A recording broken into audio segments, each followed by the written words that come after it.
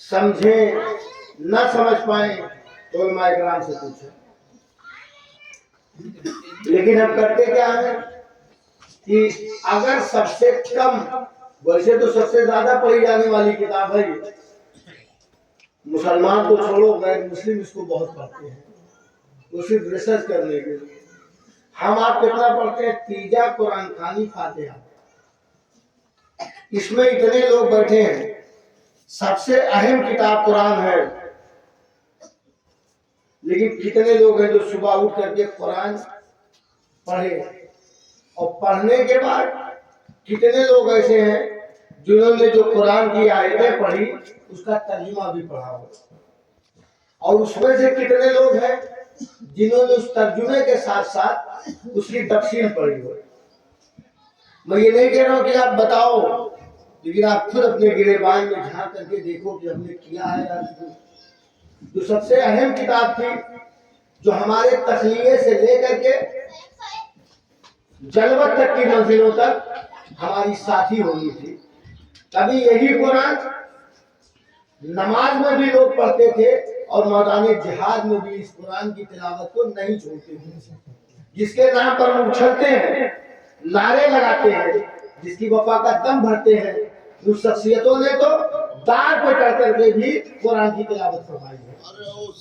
अगर वाकई में हम वफादार हैं तो हम आप अपना जायजा लें और आज ही से ये तहैया करें कि मेरी जिंदगी के रूटीन में ये चीज शामिल होगी कि डेली हम कुरान पढ़ेंगे, और हो सके तो तर्जुमा और तफसीर भी उसकी पढ़ेंगे, चाहे एक रुकू ही पढ़े।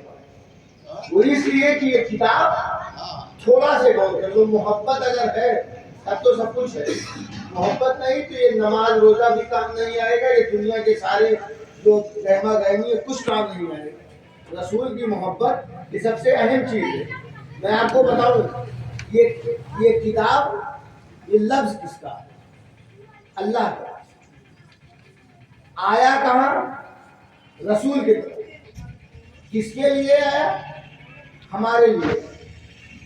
महबूब के खत, महबूब के अल्फाज इतने प्यारे होते हैं मोहब्बत करने वालों को कि वो लोगों के बीच में तो कम पढ़ते हैं, तन्हाई में ज्यादा पढ़ते हैं। आपने देखा नहीं? आप भी किसी से मोहब्बत करते होंगे, इंसान है तो निचोड़नी है। नबी के मोहब्बत पर तो इख्तिलाफ हो सकता है, कुछ फिरके निकले हैं, कुछ लोग निकले हैं जो कहते हैं नबी को इतना मानो इतना ना मानो, इतना मानो इतना ना मानो। मैंने कहा कि मोहब्बत में थर्मामीटर जवाब दे जाता है, वहां नपना काम नहीं आता। मोहब्बत ये है कि तुम जितना मोहब्बत करोगे अपने महबूब का प्यार उतना ज्यादा पाओगे। मुहिब की फितरत में मोहब्बत, और मोहब्बत करने में अपनी बीवी से मोहब्बत करते तब तो थर्मामीटर लेके नहीं नापते कि रसूल ने कहा है इतना करूं कि इतना, इतना करूं कि उतना, तब तो नहीं। कभी कभी तो देखा गया बीवियों के लिए माँ बाप को छोड़ देते हैं। आखिर क्यों? जबकि कुरान है, हदीस है। तो गौर करने की बात है, अगर दुनिया के किसी एक इंसान से मोहब्बत करते हैं तो उससे कितना प्यार देते हैं? जवाब नहीं। पैसा उसके नाम पे अथाह खर्चा करते हैं, अपने वजूद को उसके लिए पूरी तरह से समर्पण कर देते हैं। और कहीं महबूब का मैसेज आ जाए तब आप देखो, सच बता दो, सारे मैसेज डिलीट हो सकते हैं, लेकिन अपने प्यारे का मैसेज डिलीट नहीं होता। वो चाहे जो हो, लड़का लड़का हो, मोहब्बत करते हैं, दो दोस्त हैं, अगर दोस्त कहीं बाहर रहता है और उसका मैसेज आता है तो सारे मैसेज डिलीट होते हैं, लेकिन वो एक मैसेज लोग बचा के रखते हैं। और कभी आप गौर करना कि तन्हाई में जब खत का जमाना था, एक लड़के को जो डॉक्टरी पढ़ रहा था, मैंने उस पीरियड में उसको एक खत लिखा था। वो खत वो आज तक बचा के रखा है। वो डॉक्टर भी बन गया, यही सुल्तानपुर में रहता भी है, लेकिन खत आज भी रखा है। वो मुझसे कहता है कि मैं इसलिए इसको रखा हूँ कि जब मुझे कभी वो बात याद आती है तो मैं खत खोल के पढ़ता हूँ, तो आपके जो दुआ के लफ्ज है मैं उसको याद करता हूँ ताकि आपको भूलने ना पाऊँ। ये उसकी जो है उसकी बात है, جس کو میں نے ایک ٹائم لکھا، سوچو خط کب آیا دیا میں نے جب وہ پڑھ رہا تھا، آج بچا کے رکھا ہے۔ اپنے پیارے کا خط بھی پیارا ہوتا ہے، اور کئیوں لوگوں کو دیکھا گیا کہ جب تنہائی پاتے ہیں ایک مرتبہ پڑھتے ہیں، 2 مرتبہ پڑھتے ہیں، 3 مرتبہ پڑھتے ہیں، پیٹ نہیں بھرتا، بار بار پڑھتے ہیں، اور جب خط پڑھتے ہیں اگر پیارا ناراضی کا لفظ لکھا ہے تو سہم جاتے ہیں، ڈر جاتے ہیں، اور جب محبت کا اور اپنے فیضان کی بات لکھا ہے تو پھر ہنسنے لگتے ہیں، خوشی میں جھوم جاتے ہیں۔ آپ اگر اتنا سمجھے کہ جب خط پڑھا جاتا ہے تو پڑھنے والے کی ایکٹیویٹیز الگ ہوتی ہے، کبھی ہنستا ہے، کبھی روتا ہے، کبھی مچلتا ہے، کبھی رقص کرتا ہے۔ آپ کی حال ہے یا نہیں؟ میں اپنا بتا دوں، کبھی میں دنیا کا کلام جب تنہائی میں پڑھتا ہوں تو ہنسنے لگتا ہوں، رقص اور سرور آتا ہے، ایسی اضطرابی کیفیت ہوتی ہے۔ اس کی وجہ یہ کہ پیارے کی بات پڑھنے پر 2 رنگ آتے ہیں، ایک خوف کا، ایک خوشی کا۔ جب خوشی کے لفظ آتے ہیں تو جھوم جاتا ہے۔ اب اتنا سمجھے تو میں آپ کو بتا دوں، اللہ کا یہ کلام ہے، مصطفیٰ نے دیا ہے، ہم کو ملا ہے۔ جو اس رنگ کو پا گیا، جو اس پیار کو پا گیا، تو عبد القادر ہوا تو راتوں رات قرآن ختم کرتا تھا۔ امام اعظم ابو حنیفہ ہے تو جیل کی سلاخوں میں بھی قرآن کی تلاوت کر کے پوری رات میں قرآن ختم کرتے تھے۔ وہ ایسے تھے، 1 پارہ پڑھتے تھے پیٹ نہیں بھرا، 2 پارہ پڑھتے پیٹ نہیں بھرا، 3 پارہ پڑھتے راتوں رات پورا قرآن پڑھ جاتے تھے۔ سوچو آپ، وہ اس لیے پڑھتے تھے تو کبھی روتے تھے، کبھی ہنستے تھے۔ روتے اس جگہ جب اللہ کے عطاب کا ذکر آتا تو رونے لگتے، اور جب مزدحجہ فضا کی آیت آتی تو خوشی کے مارے جھوم جاتے تھے۔ لیکن ہم نے تو اسی کو اجنبی بنا دیا۔ آپ سچ بتاؤ، میں نے تو کئیوں گھروں میں دیکھا ہے کہ چشتان کے اوپر گرد جمی ہے، مٹی جمی ہے۔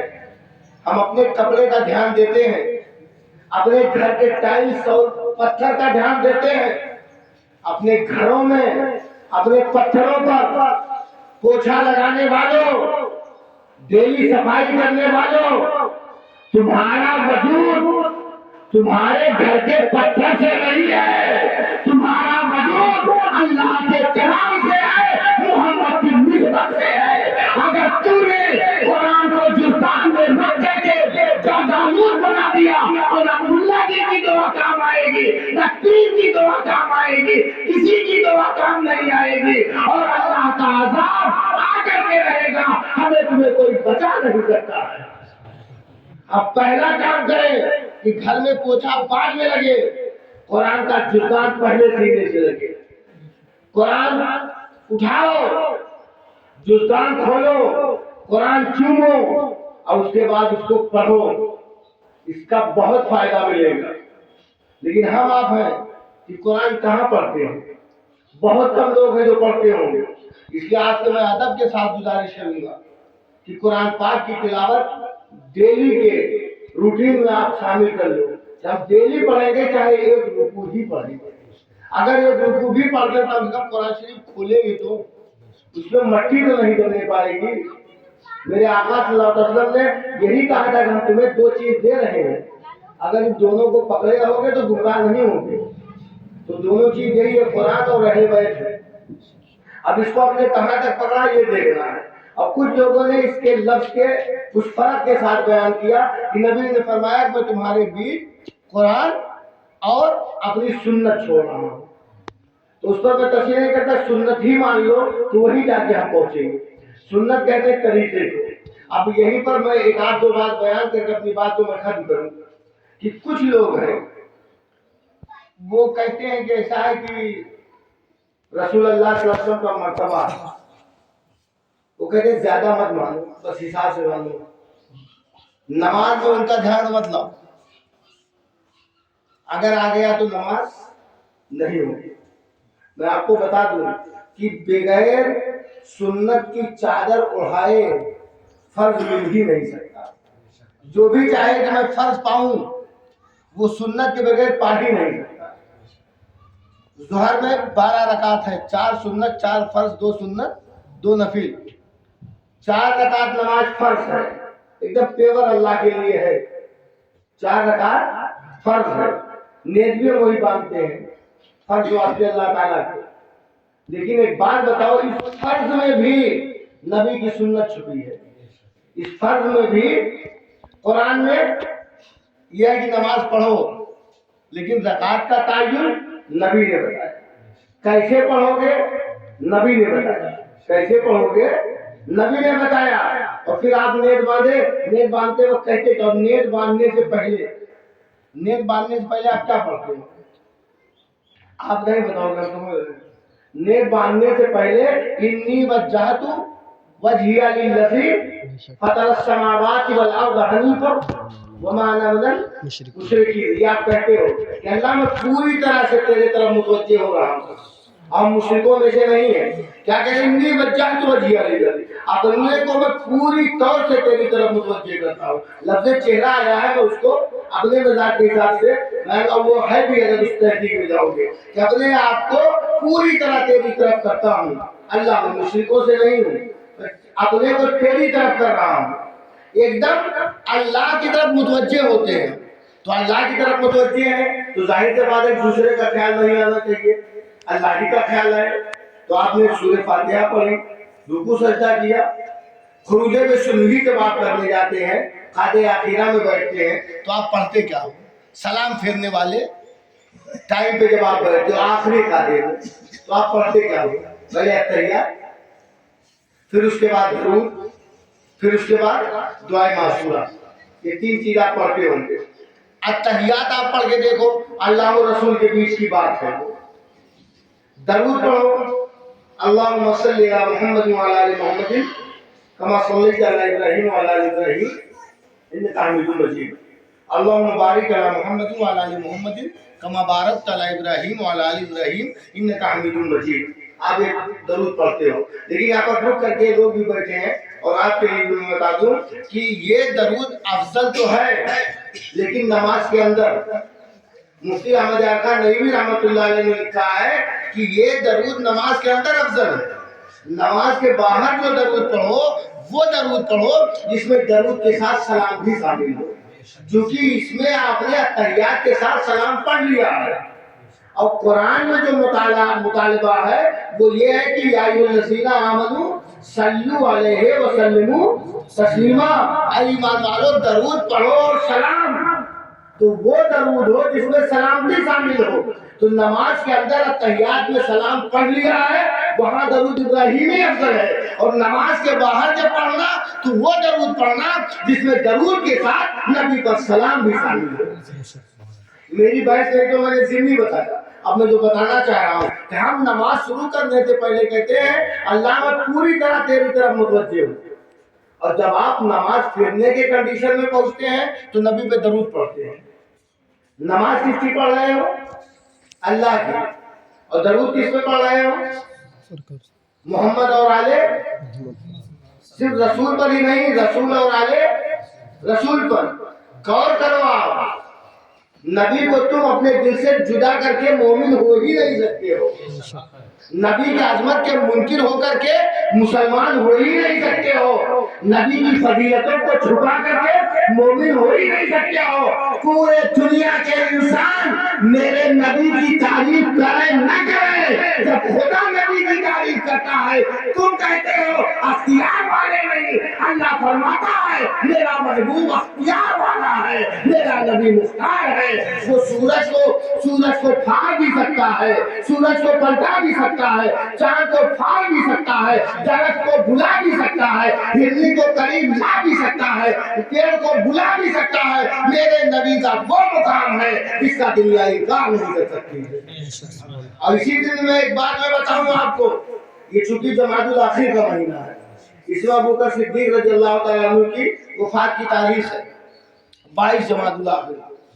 معلوم ہے یہ بہت محبت کرتے تھے سرکار سے۔ ایک دن غار میں جب پہنچے ہیں تو سانپ نے ڈنگ مار دیا تھا، بڑا واقعہ مشہور، میں اس کو بہت دیر نہیں بیان کرنا چاہ رہا ہوں۔ ڈنگ مار دیا، اور جب ڈنگ مارا تو ابوبکر کے گود میں رسول اللہ لیٹے ہوئے تھے، ادھر ڈنگ مارا، ظاہر سی بات ہے کہ اگر سانپ ہے تو زہر تیز ہوگا ہی، ہم آپ ہوتے تو چاہے اما ابا ہو یا مولانا مولوی ہو ترنت ان کو جھڑک پڑک کے کہتے کہ میں مر جاؤں گا کیا کروں گا محبت تمہاری. لیکن رسول سے ابو بکر کی محبت دیکھو. سانپ کا اثر چل رہا تھا, زہر بڑھ رہا تھا, ابو بکر اپنی جان ہدایت کرے. جب زہر بڑھ گیا تو عقائد و جہاں سوسم کے چہرے پر ابو بکر کے آنکھ سے آنسو نکلا اور گر پڑا. جب گرا تو نبی نے آنکھ کھولا. تو نبی جانتے تھے صرف لوگوں کو سبق سکھا رہے تھے کہ کبھی کوئی ابو بکر کا دشمن پیدا ہو تو اس کو یہ بات بتا دینا کہ محمد سے ابو بکر کتنا محبت کرتے تھے. تم ہم کیا ہیں, ہم تو کچھ نہیں کرتے. وہ ایسے ہیں, میں آپ کو بتا دوں, کھستے اول کی پہلی بہار کا نام ابو بکر صدیق ہے اور صدر اسلام میں سب سے پہلے جو پیار محبت اور تابشوں کا پانی پڑا ہے, اس پانی کے پہلے قطرے کا نام جس سے صدر اسلام بھرا ہے وہ ابو بکر صدیق کا ہے, جس کا دنیا انکار نہیں کر سکتی ہے. ابو بکر صدیق نے وہ چیز پیش کری ہے. بہرحال کہا ابو بکر کیا بات ہے, کیوں روتے ہو؟ کہا حضور کچھ نہیں, لگتا ہے سانپ نے ٹنگ مار دیا. کہا تمہیں جگہ دینا تھا. کہا حضور آپ کو راحت کے لیے میں لٹایا تھا, آپ کو تکلیف دے کر کے ابو بکر اپنی جان نہیں بچائے گا. آپ کو خوشی ملے, ابو بکر کی جان خوشی خوشی جائے گی. تو عقائد و جہاں سر نے کچھ نہیں کیا. ہم آپ ہوتے تو ان کو بلاؤ, زہر مہرا لاؤ, ڈاکٹر بلاؤ, یہ کرو وہ کرو. یہ وہ کرتے ہیں جو محتاج ہوتے ہیں, جس کے اندر ایک ایک صفت موجود ہو. کوئی ڈاکٹر ہے تو عالم نہیں, کوئی عالم ہے تو ڈاکٹر نہیں, کوئی ڈاکٹر ہے تو انجینئر نہیں, کوئی انجینئر ہے تو ڈاکٹر نہیں, اور کوئی یہ سب ہے تو پھر سپاہی نہیں, کوئی سپاہی ہے تو وہ چیف آف کمانڈر نہیں. ہر چیز الگ الگ لوگوں میں پائی جاتی ہے, لیکن فضیلتوں کے جتنے شعبے ہیں اگر کسی نے سمجھ کر کے آیا ہے تو اس کا نام محمد رسول اللہ ہے. شفا خانہ نبی کی ذات ہے, جہاں نبی فیض اٹھاتے ہیں اللہ سے ملانے کا, وہی درد بھگانے کا بھی پورا شفا خانہ میرے نبی کے اندر موجود ہے. نبی نے کچھ نہیں کہا, بس عقائد و جہاں نے کہا کہاں کاٹا ہے, کہا لگ رہا ہے مجھے. تو حضرت رسول اللہ نے اپنا تھوک نکالا. لعاب دہن بہت واقعہ مشہور ہے. اپنا لعاب دہن نکالا اور لگا دیا. جیسے ہی لعاب دہن لگایا پورا زہر ختم, صرف تھوک لگایا پورا زہر ختم. ہے ایسا کوئی؟ تم بھی دیکھا ہے اپنا تھوک لگا دیکھ لو کہیں. ہاں بڑے لوگ ہو, کچھ بھی کر سکتے ہو, لگا کے دیکھو, تھوک لگا کے دیکھو. سچ بتاؤں تھوک لگاؤ گے تو ناش تو ضرور کر دو گے لیکن اثر ختم نہیں ہوگا. لیکن یہ اور دوائیں بنی ہیں, کچھ پیٹنٹ دوائیں ہیں, اگر وہ درد کے لیے بنی ہے تو درد میں کام آئے گی. اگر کوئی دوا آنکھ کا ڈراپ ہے تو پھر آنکھ کے کام آئے گا, وہ درد کے کام نہیں آئے گا. اور کوئی بخار کی دوا ہے تو دمے میں کام نہیں آئے گی, کوئی دمے کی دوا ہے تو بخار میں کام نہیں آئے گی. ہر بیماری کی الگ الگ دوا اور ہر مرض کے الگ الگ ڈاکٹر. کوئی فزیشین ہو ضروری نہیں سرجن ہو, کوئی سرجن ہو ضروری نہیں کہ فزیشین ہو. لیکن میں نے یہ دیکھا دوا ایک بیماری الگ الگ. ابو بکر کو سانپ کاٹے وہی دھوپ لگایا جائے گا, علی کی آنکھ اٹھے وہی دھوپ لگایا جائے گا, اور صحابی کا ہاتھ کٹے وہی دھوپ لگایا جائے گا. نبی کا دھوپ ہر بیماری میں کام آتا ہے. میرا نبی لاجواب ہے, میرا نبی بے مثال ہے. اس نبی کو کبھی محتاج نہ سمجھنا. اس نبی سے جتنا محبت کرو گے, جتنا پیار کرو گے, اتنا تمہیں ہمیں سب کو فیض ملے گا. سبحان اللہ. آپ خود غور کرو, اللہ نے بھی یہی فرمایا کہ اللہ سے محبت کا دعویٰ ہے تو کچھ ادھر ادھر مت بھاگو, بس نبی سے محبت کرنے لگو. اس میں آیا فاتبعونی, اتباع کرو, اور اتباع محبت ہی میں ہوتی ہے. دیکھو میں آپ کو بتا دوں, لوگ بیٹھے ہیں جانتے ہیں کہ ایک ہے اطاعت اور ایک ہے اتباع. اطاعت بھی کہتے ہیں پیچھے چلنے کو, اور اتباع بھی کہتے ہیں پیچھے چلنے کو. قرآن میں کئیوں ایک جگہ آیا ہے اطاعت کا لفظ, جیسے کہیں ہے قل اطیعوا اللہ واطیعوا الرسول, اے حبیب کہہ دو اطاعت کریں اللہ کی اور رسول کی. کہیں اما یطیع رسول فقط اطاع اللہ، جس نے رسول کی اطاعت کی اس نے اللہ کی اطاعت کی. اور اطاعت کا لفظ ہے لیکن یہاں پہ کیا آیا؟ اتباع. تو قابل غور بات ہے کہ قرآن کے جگہ جگہ پہ لفظ اطاعت آیا اور جب محبت کی بات آئی تو اتباع کا لفظ ہے. جب محبت کی بات آئی قل ان کنتم تحبون اللہ کی محبت کی بات آئی تو آیت کے ساتھ اطاعت نہیں آیا بلکہ اتباع کا لفظ آیا. اور جگہوں پر لفظ اطاعت آیا کہ رسول کے اطاعت، اللہ کی اطاعت، اللہ کی اطاعت کرو رسول کی اطاعت کرو، یہاں اطاعت آیا. اور جب خدا کی محبت کی بات آئی تو اتباع آیا. میں آپ کو بتا دوں اطاعت کے معنی بھی پیچھے چلنا ہے، اتباع کے معنی بھی پیچھے چلنا ہے، لیکن فرق ہے اطاعت آپ کھول کر کے سوچ سمجھ کے کرنا چاہیے اور اتباع بغیر سوچے سمجھے کی جاتی ہے. اطاعت سب کی جائے گی، اتباع محمد رسول اللہ کی جائے گی. میرا نبی جو کہہ دے اس میں عقل مت لگانا، اسی کا نام اتباع ہے. نبی جو کہہ دے بس اس کو مان لو، اس میں عقل نہ لگاؤ. کیوں؟ کیا اگر عقل لگائے تو اتباع نہیں، اور اتباع نہیں تو اللہ کی محبت نہیں. اس سے آپ خالی ہو جاؤ اتباع میں. اور یہ کام صحابہ نے قاعدے سے کیا ہے اور یہی بات بیان کر کے میں اپنی بات کو اختتام کی طرف لے چلوں. یہ بات ہم سمجھے نہ سمجھے لیکن میرے نبی بہت اچھی طرح ان کے اصحاب سمجھتے تھے. نبی نے جب کچھ بھی کہا تو لوگوں نے کبھی یہ نہیں کہا کہ حضور یہ کیسے ایسے ہو گیا، اس کو ایسے نہیں ایسے ہونا.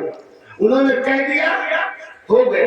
اور میں نے تو یہاں تک ان کے چاہنے والوں کو دیکھا ہے کہ اس کا جواب نہیں. آپ بتاؤ مجھ کو پانی، میں نے تو کئی ایک مرتبہ دیکھا ہے کہ لڑکے اگر پانی لے کے آتے ہیں اور پانی میں انگوٹھا چلا گیا تو بڑے لوگ کہتے ہیں ابے تو نے پانی خراب کر دیا، کیونکہ ہاتھ کا پانی میں جانا مکروہ کر دیتا ہے. پانی کو کراہیت ہو جاتی ہے. وضو بنانا ہے تو پہلے انگلی جانے نہ پائے پانی میں، مکروہ ہو جاتا ہے. سوچ لو، آپ غور کرو کہ ہم آپ اگر ہمارا آپ کا ناخن پانی میں لگ جائے تو پانی پینے کے لائق نہیں، کیونکہ اس میں گندگیاں ہو سکتی ہیں. لیکن وہی میں نے رسول اللہ کو دیکھا کہ میرے آقا صلی اللہ علیہ وسلم جب وضو بناتے تو صحابی پانی لے کر کے پی لیتے تھے. جسے وضو کر رہے ہیں اور یہ وضو کا دھویا ہوا پانی گرنے لگتا تو ایسے لیتے اور پی لیتے. اور یہ بات دیکھی جب ایک جاسوس آیا تھا تو اس نے پوچھا یہ ہے کیا؟ کہا یہ ان کے چاہنے والے یہ محمد عربی ہیں. تو جا کے اپنے بادشاہ سے بتایا تھا کہ ان سے جنگ نہیں جیت سکتے ہو. تو بادشاہ نے کہا کیوں؟ کہا کہ جب تم تخت پہ ہوتے ہو، جب تمہارے ہاتھ میں حکومت کا بازدور ہوتا ہے تب تو پنکھے جھلے جاتے ہیں، ہٹنے کے بعد تمہاری ویلو ختم ہو جاتی ہے. لیکن ان کو میں نے دیکھا ہے ان کے چاہنے والے ان کے لیے اتنے پاگل ہیں کہ ان کے پانی کا قطرہ نہیں گرنے دیتے. جو ان کے جس پر پانی پڑتا ہے اس کو وہ پی لیتے ہیں. اب ان سے جنگ نہیں لڑ پاؤ گے کیونکہ جنگ جو ہے وہ عقل مندوں سے لڑی جاتی ہے، پاگلوں سے نہیں. وہ محمد کے لیے پاگل ہے جو پانی نہیں گرنے دے رہا ہے، وہ محمد کا خون نہیں دے پائے گا. اب یہ قوم دنیا میں فاتح بن کر رہے گی کیونکہ یہ محمد کے لیے مجنون ہے، محمد کے لیے پاگل ہے، محمد کے لیے دیوانی ہے. میں آپ کو یہ پیغام دیتا ہوں کہ سب کچھ کرو لیکن نبی کے لیے پاگل ہو جاؤ، نبی کے دیوانے بن جاؤ، نبی کے مجنون بن جاؤ، نبی کے لیے پاگل ہو جاؤ گے. دنیا کی قومیں تمہاری محکوم ہو جائے گی اور غلام بن جائے گی. میرے آقا صلی اللہ علیہ وسلم کی محبت جب صحابہ نے کی تو دیکھو کس طرح کامیاب ہوئے. ہم آپ وہیں سے ہمیں نقصان ہونا شروع ہوا جہاں سے ہم نے نبی پر عقل لگانی شروع کر دی. نبی پہ عقل نہ لگاؤ، نبی کو خوب مانو. اللہ مت کہنا، اس کے بعد جتنا مرتبہ ہے سب رسول اللہ کو ملا. اور یہی اگر یاد رہا تو کامیاب رہو گے. مجھے لگتا ہے کہ میں نے اس کم وقت میں آپ کو سمجھانے کی کوشش کی. اور نبی سے جب محبت ہوگی تو پھر وہی کرو گے جس سے نبی خوش ہو، وہ نہیں کرو گے جس سے نبی ناراض ہو. اور اگر ہم آپ وہ کام کرتے جس سے رسول ناراض ہوں تو مجھے لگتا ہے کہ ہم محبت کرتے ہی نہیں، صرف زبان سے کہتے ہیں. زبان سے کہنا اور ہے، دل سے محبت اور ہے. ہمارے زندگی کے ہر امور پر جو بھی کام ہو اس میں ہم پہلے رسول اللہ کو دیکھیں کہ میرے نبی اس معاملے میں کیا کرتے تھے. جسے کوئی انتقال کیا تب نبی کیا کرتے تھے, ان کے چاہنے والوں نے کیا کیا, اس کو ہم فالو کریں. مغفرت کی دعا نبی نے کری, ہم مغفرت کی دعا کریں. جو بھی نبی نے کیا یا ان کے بعد والوں نے کیا اس پر عمل کریں. نبی نے شادی کری تو شادی میں نبی کیا کرتے تھے, کیا ہوتا تھا, اس کو آپ دیکھو. جو چیز نبی نے حرام کر دیا ہو, منع کر دیا ہو, اس سے بھی بچنے کی کوشش کریں, اور نہیں بچتے تو گرفت ہوگی. آقا اگر محشر کے میدان میں پوچھ لیے کہ تم تو میرے نام کا دم بھرتے تھے اور میرے شریعت کی دھچی اڑائی جا رہی تھی اور تم خاموشی سے سن رہے تھے, تو پھر کون ذمہ دار ہوگا؟ پکڑے جاؤ گے تو کوئی نہیں بچا پائے گا, اور پھر عالم بھی نہیں بچے گا, یہ بھی میں بتا دوں, مولوی بھی نہیں بچے گا, کوئی بھی نہیں بچے گا. اگر غلط کام ہو رہا ہے اور علماء ساتھ دے رہے ہیں تو ان عالموں کی بھی گرفت ہوگی. اس لیے جہاں نبی کی شریعت کے خلاف کھلم کھلا ہو رہا ہو وہاں علماء کو چاہیے ایسی جگہ سے کم از کم پرہیز ضرور کر لے تاکہ قیامت کے دن ان کی گرفت نہ ہو سکے, ان کی پکڑ نہ ہو سکے. نبی یہ بھی تو پوچھ لیں گے, ہم نے پیسے والے کو, ایک امیر آدمی کو خوش کرنے کے لیے کہ ناراض ہوگا تو چندہ کٹ جائے گا, ناراض ہوگا تو پھر چندہ نہیں ملے گا. اگر ہم نے اس لیے اس کی خوشی کے لیے کام کر لیا اور نبی نے پوچھ لیا کہ تم تو میرے بڑے وفادار بنتے تھے, چیخ چیخ تقریریں کرتے تھے, وفا کا دعویٰ کرتے تھے, اور میرے خلاف کام ہو رہا تھا اس میں تم بھی جٹے ہوئے ہو, تم بھی مکس اپ تھے, تو کیا کرو گے؟ اس لیے ہر آدمی کو چاہیے کہ وہ کام کرے جس سے رسول راضی ہو, رسول خوش ہو. ایک آخری بات کے حوالے سے میں آپ کو بتا دوں کہ دیکھو پیسہ لانے میں جیسے احتیاط ضروری ہے, پیسہ لانے میں احتیاط ضروری ہے کہ جب پیسہ آئے تو حرام کرنا ہو, غلط طریقے سے نہ ہو. اگر حرام کا پیسہ ہے تب بھی گرفت ہوگی, پیسہ آنے میں بھی احتیاط ہو کہ شرع کے خلاف نہ آئے, پیسہ جانے میں بھی احتیاط ہو کہ شرع کے خلاف جائے نہ, ورنہ گرفت ہوگی. آپ لائے ہو نمبر 1 کا, لیکن جو آؤٹ گوئنگ ہے وہ غلط طریقے سے ہے.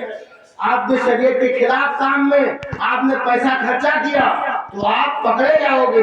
آج بچ جاؤ, ہم لوگ ڈر کے مارے کچھ نہ بولے, لیکن اللہ تھوڑی تجھ سے ڈرتا ہے, رسول اللہ تھوڑی ڈرتے ہیں. قیامت کے دن پتہ چلے گا. ابھی اپنے آپ کو ظاہر میں مینٹین کر لو, ہم ظاہر میں مولانا صاحب بنے ہیں, آپ ظاہر میں ہو, لیکن قیامت میں سب کو پٹی کھل جائے گی, کون کیا ہے کیسا ہے. اس لیے گزارش ہے ادب کے ساتھ, کبھی بھی ڈاکٹر دشمن نہیں ہوتا, نستر اسی لیے لگاتا ہے کہ تاکہ جو بیماری اندر کی ہے وہ صاف ہو جائے اور ہیلتھی بدن مل جائے. اگر ہم آپ مسلمان ہیں تو ہمارے لیے ذمہ داری ہے کہ ہم جیسے قرآن خوانی میں پوچھتے ہیں کہ حضرت قرآن خوانی میں کیا کروں کیسے کروں, ایسے شادی میں بھی پوچھ لیا کروں کہ کیا حرام ہے کیا حلال ہے, کیا کروں کیا نہ کروں, تاکہ یہاں بھی بچ جاؤ اور وہاں بھی بچ جاؤ. اور مولوی کا بھی جو ہے جو جان سانست میں پڑی رہتی ہے کیا کروں کیا نہ کروں, وہ بھی بیچارہ ڈرا سہما رہتا ہے, وہ بھی بچ جائے گا, آپ بھی بچ جاؤ گے. اگر دونوں بچ گئے تو زندگی شہادت ہو گئی. اگر کہیں سے کمی آئی تو ہم بچ نہیں پائیں گے. اللہ سے دعا ہے اللہ تعالیٰ ہمیں بھی آپ کو سب کو رسول اللہ کے سنت پر عمل کرنے کی توفیق عطا فرمائے.